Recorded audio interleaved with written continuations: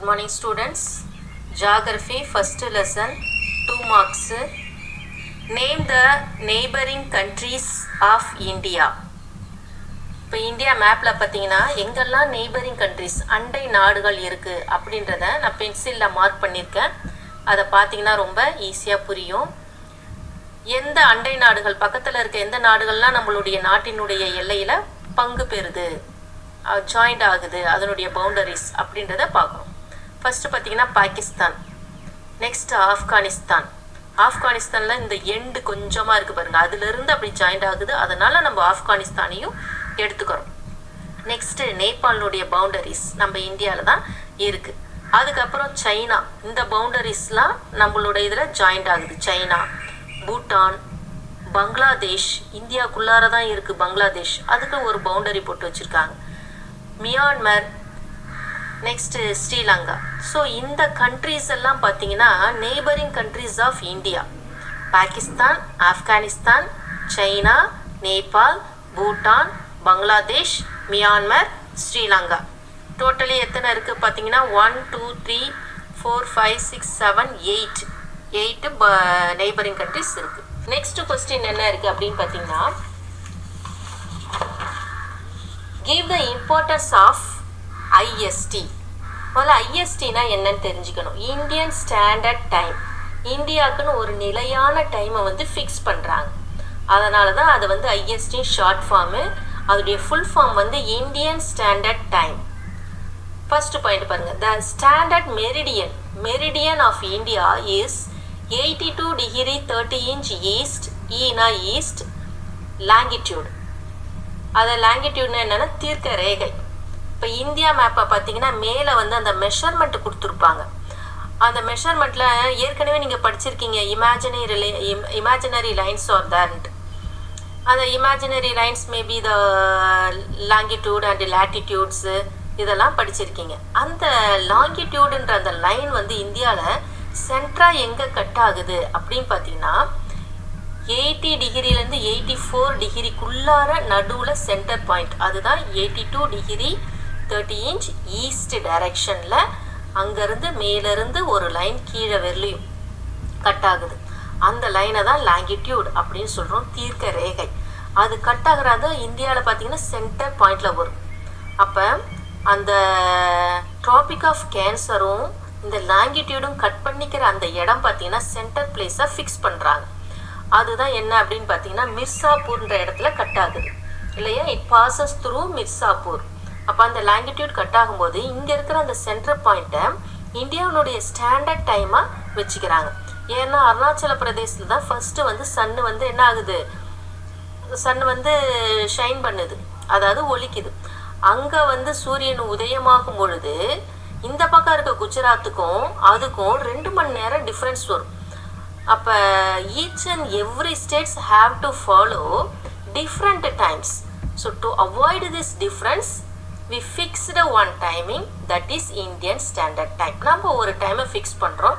அந்த டைமை எப்படி ஃபிக்ஸ் பண்ணோன்னா சென்டரில் எந்த லாங்கிடியூட் வருதோ அதை வச்சு தான் நம்ம என்ன பண்ணுறோம், டைமை எல்லா ஸ்டேட்டும் ஒரே மாதிரியான டைமை வந்து ஃபாலோ பண்ணணும். அப்படின்றதுக்காக தான் இந்த 82 டிகிரி 30 இன்ச் ஈஸ்ட் லாங்கிடியூடை எங்கே கட் ஆகுதோ சென்டர் பாயிண்ட்டை எடுத்துக்கிட்டு அதனுடைய டைமிங்கை தான் இந்தியன் ஸ்டாண்டர்ட் டைமாக எடுத்துக்கிறாங்க.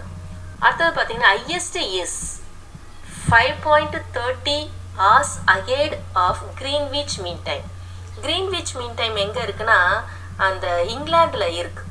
அதுதான் என்னென்னா இங்கிலாண்டில் இருக்கிற அந்த மெரிடியன் பாயிண்ட் எங்கே கட் ஆகுதுன்னா கிரீன்விச், லண்டன் பக்கத்தில் கிரீன்விச்ன்ற பிளேஸ் இருக்குது. அதுதான் வேர்ல்டு டைமாக ஃபிக்ஸ் பண்ணுறாங்க. லண்டனை வச்சு தான் வேர்ல்டு டைம், உலகத்தில் இருக்க எல்லா டைமுக்கும் அதுதான் ஸ்டாண்டர்ட் டைம். பட் நம்ம இந்தியாவில் பார்க்கும்போது இந்தியன் ஸ்டாண்டர்ட் டைம் ஐஎஸ்டி. இப்போ நமக்கு இந்தியன் ஸ்டாண்டர்ட் டைம் தான் கொஸ்டினில் கேட்டிருக்காங்க. ஓகே, இதில் வந்து ஐஎஸ்டிக்கும் கிரீன்விச் மீன் டைமுக்கும், லண்டனில் இருக்க கிரீன்விச் மீன் டைமுக்கும் எவ்வளோ டைமிங் டிஃப்ரென்ஸ் இருக்குது அப்படின்னு பார்த்தீங்கன்னா 5 hours 30 minutes, அதாவது 5.5 மணி நேரம் டிஃப்ரென்ஸ் இருக்குது இந்தியாவுக்கும் கிரீன்விச்சுக்கும். புரியுதா? முன்னாடியே இந்தியாவில் முன்னாடியே டைமிங் வந்து வந்துடும். அப்புறம் 5 hours 30 minutes லேட்டாக தான் கிரீன்விச் லண்டனில் டைமிங் வந்து லேட்டாக வரும் அப்படின்றாங்க. டெக்கான் பிளாட்யூ. டெக்கான் பிளாட்யூ பார்த்தீங்கன்னா Deccan plateau is the largest plateau in India. இந்தியாவில் மிகப்பெரிய பிளாட்யூன்னு பார்க்கும்போது டெக்கான் பிளாட்யூ தான். It is triangular shape. இதனுடைய ஷேப்பை பார்த்தீங்கன்னா எப்படி இருக்குது, முக்கோண வடிவில் இருக்குது, அதனால் ட்ரையாங்குலர் ஷேப்.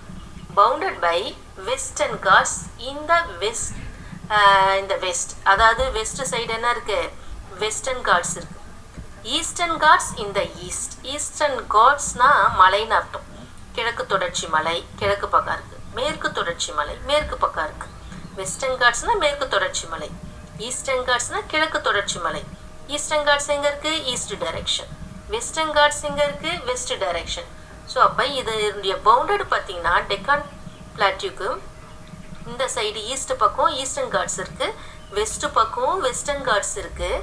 இந்த நார்த் சைடு என்ன இருக்குதுன்னு பார்த்தீங்கன்னா Satpura range in north. Satpura ரேஞ்சுன்றது அதுவும் ஒரு மலை தான். ஸோ இந்த Eastern Ghats Western Ghats Satpura range இதெல்லாம் பார்த்தீங்கன்னா இது ஃபுல்லாக வந்து மேப்பில் வந்து வரும், ஜியாகிரஃபி மேப்பில் உங்களுக்கு இதுதான் 1 மார்க்காக வரும். அதனால் இதை நல்லா 2 மார்க்ஸ்லையும் படிச்சுக்கோங்க. இதை அப்படியே நீங்கள் ட்ரா பண்ணுறதுக்கும் மேப்பு ட்ரா பண்ணுறதுக்கும் படிச்சுக்கிடணும். Okay, next the area of this plateau is about 7 lakh square kilometre. இதனுடைய டோட்டல் ஏரியா டெக்கான் பிளாட்யூனுடைய டோட்டல் ஏரியா எவ்வளோன்னு பார்த்தீங்கன்னா 7 lakh இருக்கு. 7 lakh square kilometre. Its height ranges from 500 to 1000 metre above sea level. sea levelலேருந்து எவ்வளோ ஹைட்டாக இருக்குன்னா 500லேருந்து 1000 மீட்டர் வெளியும் இருக்குது அப்படின்றாங்க. Next state the west flowing rivers of India. அதாவது வெஸ்ட் ஃபாலோயிங் ரிவர்ஸ், வெஸ்ட் பக்கம் ஃப்ளோ ஆகக்கூடிய ரிவர்ஸ்லாம் எது அப்படின்னு கேட்குறாங்க. அப்போ ஈஸ்டில் வெஸ்ட் பக்கம் ஃபாலோ பண்ணக்கூடிய ரிவர்ஸ் எதெல்லாம் பார்த்தீங்கன்னா Narmada, Tapti, Mahi and Sabarmati are the west flowing rivers. East டைரக்ஷனில் ஒரிஜினேட் ஆகி வெஸ்ட் டைரக்ஷனில் ஃப்ளோ ஆகும், அதாவது அரேபியன் சீயில் போய் கலக்கும். அதுதான் சொல்லியிருக்காங்க. They drained into Arabian sea. ட்ரெயின்டுனா போய் கலக்கிறது. Next 5th question. Write brief note on the island group of Lakshadweep. Lakshadweep எங்கே இருக்குன்னா அரேபியன் சி பாருங்க அங்கே இருக்கு. It is located off the west coast of India. முதல்ல வெஸ்டர்ன் காட்ஸ் படிச்சிருக்கீங்க இல்லையா, அது பக்கத்தில் இந்த பவுண்டரி மாதிரி இருக்கு பாருங்க, இதுதான் என்னன்னா வெஸ்ட் கோஸ்ட். அப்போ இந்த வெஸ்ட் கோஸ்ட் ஆஃப் இந்தியாவில் எங்கே இருக்கு, it is located off the west coast of India. இந்தியானுடைய வெஸ்ட் கோஸ்ட் பக்கத்தில் பாதியில் இருக்குது, அதாவது அரேபியன் சி நடுவில் இருக்குது. It is a coral island. இதில் எல்லாமே பவழப்பாறைகளாக இருக்குது. இது வந்து ஒரு பவழப்பாறைகளால் உருவானது, நிறைய பவழப்பாறைகள் இருக்குன்றாங்க. Kavaratti is the capital of Lakshadweep. லக்ஷதீபினுடைய கேபிட்டல் எது, தலைநகரம் எதுன்னா கவரட்டி. இது ஒவ்வொரு நேரம் வந்து மேப்பில் கேட்பாங்க, ஜியாகிரஃபி மேப்பில் நல்லா படிச்சுக்கோங்க. It covers an area of 32 square kilometre. இதனுடைய கிலோமீட்டர் எவ்வளோ இருக்குது அப்படின்னு பார்த்தீங்கன்னா டோட்டலாகவே 32 ஸ்கொயர் கிலோமீட்டர் இருக்குது. அதுக்கப்புறம் Laccadive, Minicoy and Amindivi named as Lakshadweep in 1973. 1973ல் இந்த லக்கடீவ், மினிகாய் அண்ட் அமினி டிவி இதுதான் லக்ஷதீபா பேர் மாறி இருக்கு. இந்த மூணுத்தினுடைய பேர் தான் லக்ஷதீப்ன்ற பேரை மாறி இருக்கு. எப்போ மாற்றிருக்காங்க அப்படின்னா in 1973.